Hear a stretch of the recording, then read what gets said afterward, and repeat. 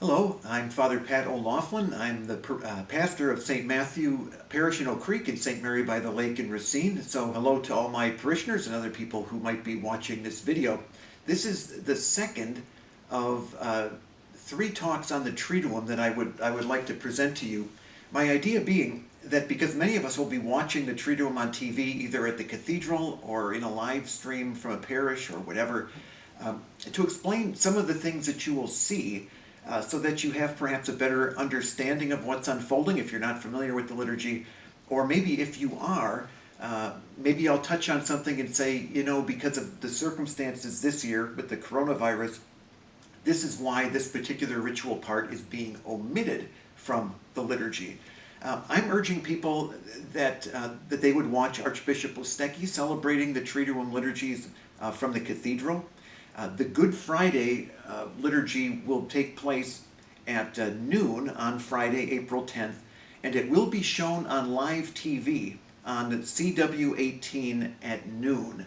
So again, channel 18 at noon, you can watch the Good Friday liturgy from the cathedral. But let me tell you just a little bit about what the particular liturgy is about, what we're doing, and what the themes are. Good Friday is the most solemn day in the church year. It is not permitted to celebrate a Mass. It's the only day in the entire church year where Mass cannot be celebrated. Only the sacraments of penance and the anointing of the sick can take place. The dominant theme of the Good Friday liturgy is the mystery of the cross and its place in God's plan of redemption. Again, this great sign of cruelty and suffering, reflecting on how this symbol, this sign, has been transformed into a great and powerful symbol of hope because of Christ's death on the cross. In the church, when the Good Friday liturgy begins, everything is as stark and as bare as can be. The altar is completely uncovered. Ideally, all the crosses in the church have been either removed or have been covered. The purpose of that is that our focus is going to be upon one cross that we'll see in a little bit later. One cross is the focus during the Good Friday liturgy, and therefore the other crosses that are around are covered or removed. The celebration of the Lord's Passion, that's what we call the Good Friday liturgy, has three distinct parts. The first is a liturgy of the Word, which is much like Mass, has a liturgy of the Word. The Adoration of the Cross is the second part, and Holy Communion is the third part. Now, you might notice that if you watch these liturgies, you might say to yourself, those parts they went from one to the other very abruptly, kind of a choppiness, and I think you'd really be onto something. I've always felt that the usual flow that we feel during a liturgy of one thing to the other is really kind of absent in the Good Friday liturgy. We do the first part, and then we move on to the second part, and then we move on to the third part. The transitions are not elegant, they're not beautiful, they're just stark and the way they are. Now, just as the liturgy for Holy Thursday concluded with the ministers walking out, not in procession, but just basically exiting the scene, so too at the Good Friday liturgy, the ministers simply re-enter, or the ordained ministers re-enter the church and then prostrate themselves in front of the altar while the congregation kneels. It's a great symbol of penance and sorrow. It almost doesn't need to be explained because it's so obvious what it must mean to have people prostrating and kneeling. After that period of kneeling and lying on the floor, the priest stands and goes to the presider's chair, and notice that the invitation, "Let us pray," is omitted on Good Friday before the opening prayer. And I think this is intended to indicate that during the Good Friday liturgy, we only say what is absolutely necessary. And that's really been my own personal philosophy of celebrating the Good Friday liturgy. Is I usually don't preach. I usually don't give any kind of verbal directions about what we're doing or what to do. I give non-verbal but not spoken, because the idea, as I see it, is that the Passion that we read during the liturgy and the gestures that we are doing speak for themselves. There is nothing I'm going to add to that by adding words if I don't have to. So that adds to the starkness, and I think you'll see that if you watch the liturgy. The liturgy of the Word that follows the opening prayer has as its dominant theme the idea of suffering. We're here to reverence the cross of Christ. Suffering has to be right before us. The first reading is from the book of the prophet Isaiah. And many people call the passage that we read the passage about the suffering servant. And again, Isaiah is writing in Old Testament times, but the church has always associated this particular reading with Christ. And if you listen very carefully, the reading's a little bit long, but if you focus on the reading and really listen to it, you will see why the church connects Christ with this particular reading. The second reading is from the letter to the Hebrews, and it has kind of a higher language and presents Jesus as our high priest, yet a high priest who suffered during his earthly life. And it makes the very important point, in some complicated words and ideas, that the death of Jesus has a saving character, that his death accomplished our salvation and is therefore extremely important. The gospel reading that follows is the Passion according to St. John, which I hope you are familiar with. Just a thought, if you're watching this at home, watching it on TV or streaming it, consider standing during the Passion, which is what we would traditionally do if we were in the church. And then at the passage where Christ dies, if you would kneel. Whatever ministers you're watching will be standing for this gospel and will be kneeling at the time of Jesus and then standing at the end. You might consider doing that as a way of additionally kind of participating with your body as you hear the Passion. After the Passion is read, and perhaps a homily, again there's an option for the presider to preach if they would like to, a collection is taken, and it's a very specific collection. The collection on Good Friday is always taken to support the holy places and the shrines that are maintained by the Franciscan order in the Holy Land. There are many Christian places in the Holy Land. There are not a lot of Christians in the Holy Land. So a group of Franciscans does their best to maintain these sites and holy places, and they do so with the revenue that's raised throughout the world in the collection on Good Friday.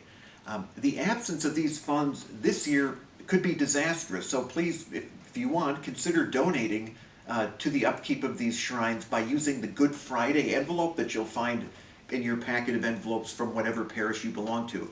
Parishes do not keep this collection. It goes to the support of the Holy Land. So after the collection is taken, then follows the most solemn and formal petitions of the entire year. The petitions do not have a direct relationship to Good Friday, but they are a way on this very solemn day of asking that God would fulfill all these different prayers as the fruit of the redemption that Christ won for us. Now, there are usually 10 petitions that are done on Good Friday. This year there are going to be 11 because by direction of the Pope, churches throughout the world are going to add an 11th petition for those suffering from the coronavirus. The petitions are absolutely written to be sung. And whatever you watch, you will see these petitions and hear these petitions being sung. The format is usually that one minister introduces what it is that we're going to pray for, world leaders, for example. Then after a period of prayer where we all pray for that, another minister collects all those private prayers that we've had, if we've been praying for it, and sings his own particular prayer, bringing all those prayers to conclusion. The prayers that we hear on Good Friday for Christian unity, for the Jewish people, and for unbelievers have all been rewritten since the Second Vatican Council. Before that time, before 1965, these petitions were distinctly unchristian. They did not speak about the Jewish people and unbelievers and Christians who were not Catholic in a very kind way. Happily, those petitions have been rewritten. Now, after the intercessions, we come to the absolute central action of Good Friday, which is the adoration of the Holy Cross. It used to be called the veneration of the cross, but when this book, this Roman Missal, was revised, it's now called the Adoration of the Cross. Usually, Catholics proclaim the death of the Lord in a gathering by celebrating Mass. On Good Friday, this is the only occasion during the year when we proclaim the death of the Lord by adoring the cross. The first part of this liturgy, again, this is the second part of the three parts, is called the showing of the cross. And it can happen in one of two ways, and I'm not sure what the Archbishop is going to do or what individual priests at their parishes are going to do. One of the formats can be that the priest or another minister holds the cross with the corpus on it, but it's covered by a purple veil. And then before acclaiming the wood of the cross 3 times, part of the cross is unveiled, like an arm will be unveiled, then an arm, then the whole veil will be taken off. That's one way that it can be done. Other parishes literally bring the cross into the church. At St. Matthew, that's the tradition, that a minister will bring the cross, which has been outside the church, into the entrance of the church, hold it up, and then sing, "Behold the wood of the cross," to which the people respond. Then the person moves with the cross to the center aisle, and the acclamation follows.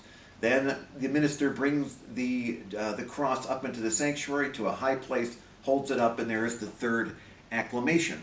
When that is done, then the whole congregation is invited to come forward to show their reverence to the cross, which can be done by kissing, can be done by kneeling, touching it, any different way really that people feel comfortable doing.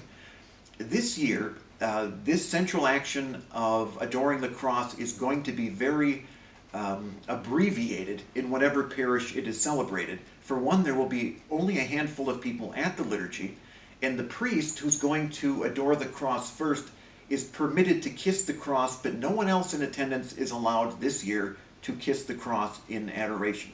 That's one of the things that is going to be different about this year. After the adoration of the cross, we move into the 3rd part of the liturgy, which is Holy Communion.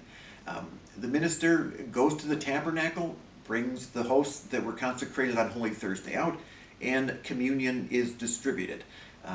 After communion, the hosts are very simply taken back to the tabernacle, and the priest prays the prayer after communion and offers a solemn blessing to the people who are there, and then the ministers depart in silence, much as they departed in silence on Holy Thursday. Again, the liturgy concludes in a very stark and abrupt manner, and that is very, very intentional. Let me add just a few words about Holy Saturday. It's interesting to me that the Church has never organized a celebration that is specifically aimed at honoring the stay of Christ in the tomb, which is where Christ was on Holy Saturday. Let me read from the Roman Missal what the Church has to say about Holy Saturday. It's just one sentence. On Holy Saturday, the Church waits at the Lord's tomb in prayer and fasting, meditating on his passion and death, and on his descent into hell, and awaiting his resurrection. Now, the tradition is that on Holy Saturday, Christ descended to the realm of the dead. The realm of the dead is what the Church means by hell. That's very confusing. I don't have time to really go into any depth there. Christ did not go to a place of suffering. He went to the place of the dead, as it was at that time. So he descended to the dead, and the tradition is that he preached salvation to Adam and to the patriarchs and to other holy people who were worthy of salvation, but a salvation that had not yet been won by the resurrection and the ascension of Christ. So he goes to the underworld, preaches salvation to them. That's what Holy Saturday is about. So Holy Saturday very much has this theme of waiting. Again, the Church invites us to think about it, waiting at the tomb, waiting for something to happen, which we all, of course, know is going to be Christ's resurrection from the dead. So Good Friday is a stark liturgy. It's probably oldest of all the Triduum liturgies. It is definitely something worth taking part in. And again, if you'd like to join the Archbishop at the Cathedral as he prays the Liturgy of Good Friday, it takes place at noon this Friday, and you can watch it on CW18 on regular television.